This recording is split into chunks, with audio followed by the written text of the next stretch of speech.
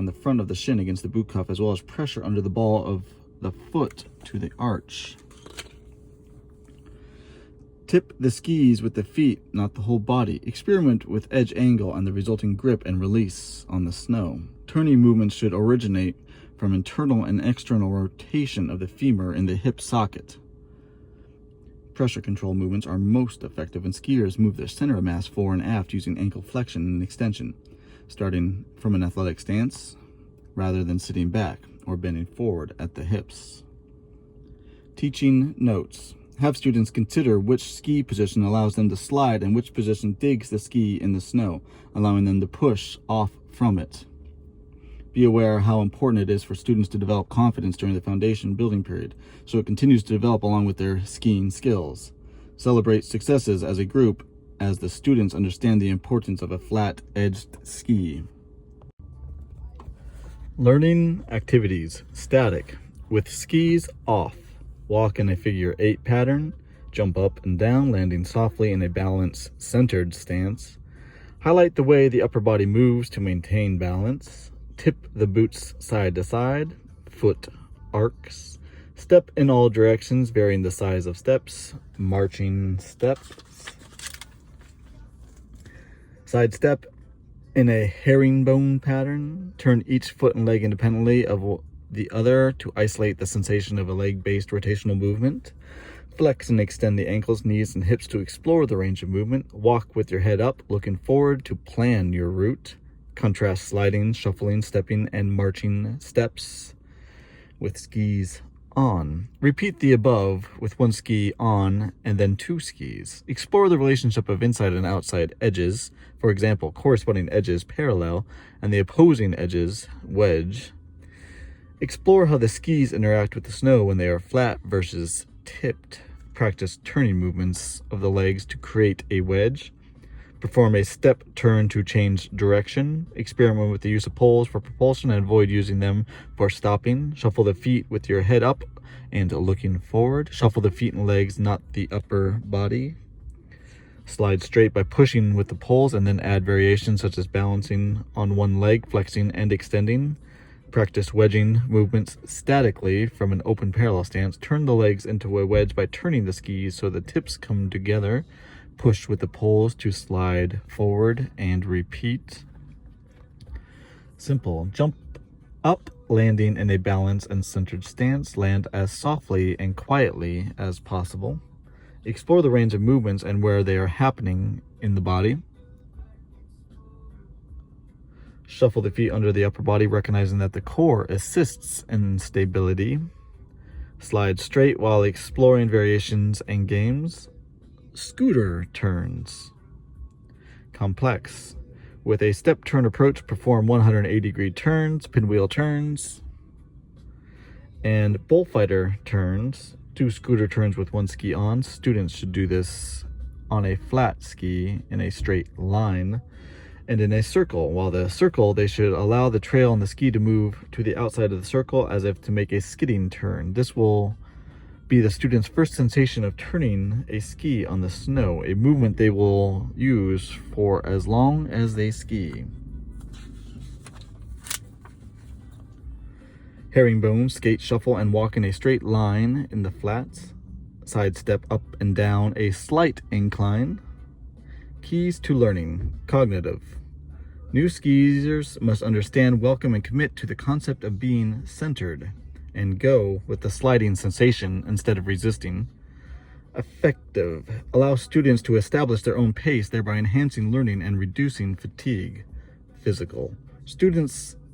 Have students spend time developing the fundamentals such as balancing by using tipping, turning, and flexing and extending movements. Encourage them to keep their ankles subtle throughout the movements and keep functional tension in the core by using natural curvatures of the spine. Objective 3. How to get up after a fall. Learning terrain, gentle incline. Safety tactic. Coach students to point their skis across the fall line before getting up and before stepping into a ski. Movement priorities. Create a platform to stand on. Move the center of mass over the outside of the ski. Establish a stable platform to get up from by turning the feet and legs into a cross-slope position to avoid sliding. Teaching note. To help students at this level embrace skiing, it's important they must master the ability to get up after a fall. Learning activities. With skis on, falling. Tell students that if they sense they are losing their balance, they should let themselves fall. If sliding downhill, they should try to sit to the side. Getting up. Recognize the fall line, and to avoid sliding, adjust the skis so they are perpendicular to it. Remove the uphill ski. Stand up, making sure the downhill ski is on edge enough to hold. Check for and remove snow on the boot sole, and then step into the binding and push down firmly. Keys to learning. Cognitive. Help students understand that falling does not necessarily mean injury. If skiers know how to resist the fall, they are better off. Effective. Make sure students realize that everyone falls from time to time.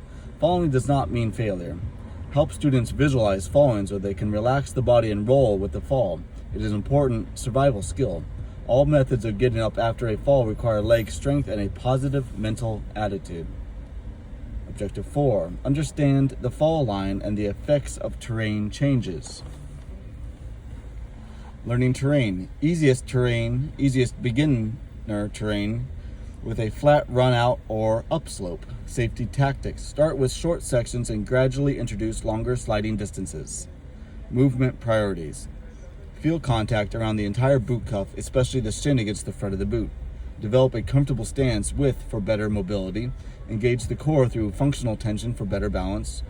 Focus on tipping movements that originate in the feet via ankle, knee, and hip flexion, and slightly rotate femurs, and cause the skis to tip on edge or flatten. Flex and extend the ankles, knees, and hips to deliberately move from one foot to another.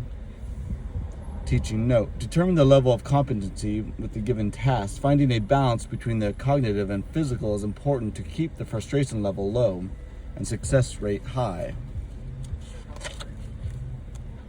Learning activities. Static. With skis off. Orient the skiers downhill across the hill or uphill. Herringbones. Progression from a flat area with more incline. Sidestep. Side slip. Traverse across a gentle incline. With skis on. Simple. Do a straight run with gravity and across a very gentle incline. Do a gentle traverse. Add stepping. Move from ski to ski while maintaining the desired orientation to the hill. Perform a straight run on a short gentle slope to a flat run out. Increase the length of the straight run as conditions, terrain, and confidence allow. Herringbones across the flats and uphill. Herringbones and slide slips up and down the fall line. Do a straight run, stepping out of the fall line to a stop. Apply terrain-based teaching by exploring the contours of a gentle slope. Find places to gain speed and places to slow down to stop.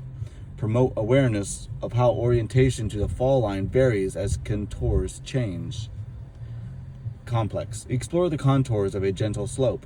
Perform side slips while playing with fore-aft balance. How fast can students slip down, or how slow can they go? Be careful of how much hiking is done for this activity. Students' fitness levels should come into play, and students can easily grow fatigued before they get their first turn. Wedge change-ups. Keys to learning. Cognitive. Help students develop recognition of the fall line by understanding the effects of terrain changes. Effective. Students can build confidence by reading the terrain and exploring the effects of terrain changes. Physical. Teach students to adjust fore and aft pressure to control sliding movements. Also, adjust tipping movements from the feet and legs to produce desired edge angles from the skis. Objective 5. Glide and slide down and across the slope. Learning terrain. Flat, smooth area with a slight incline and natural runout. Safety tactic. Keep ski tips and visual focus pointed across the slope.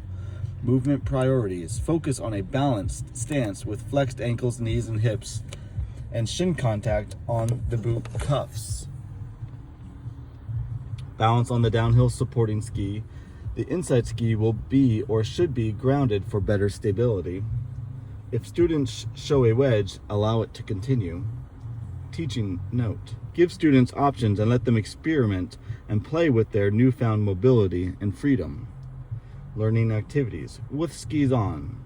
Static. Step in place. Shuffle. Simple. March across the hill, that is, have students pick up their feet as they move across the hill. Shuffle while sliding across the fall line. Look to a distant point while stepping across the hill. Long leg, short leg. Hop while adding variations such as two-footed hops, hopping on the downhill ski, and hopping on the uphill ski. Tip the feet and legs to glide in a traverse and develop an arc.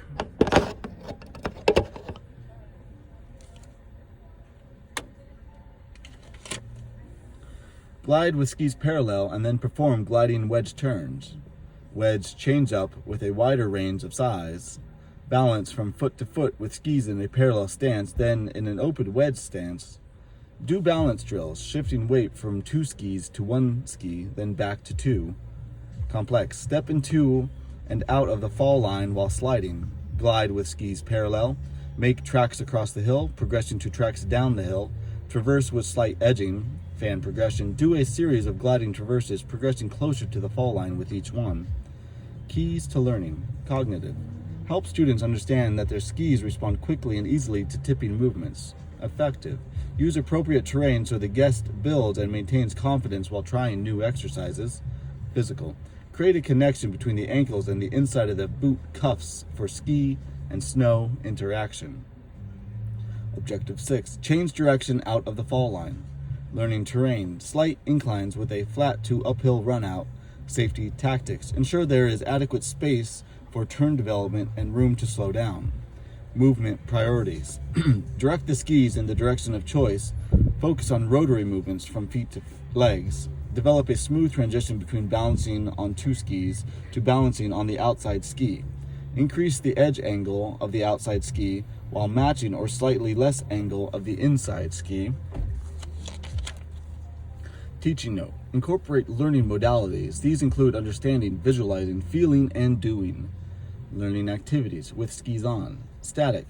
Do hand skiing, i.e., have students simulate the gliding movements of skis with their hands before doing it with their feet. Simple. 1,000 steps. Turn to a stop in both directions. Turn, stop, and perform pinwheel or bullfighter turns to go in the other direction. Make uphill arcs in the snow. Stop by steering out of the fall line in a parallel stance. Flex and extend the legs to help with steering and stepping. Shuffle. Explore sensations of pressure building on the outside supporting foot. Complex. Ski around plastic cones set at the slalom in pattern.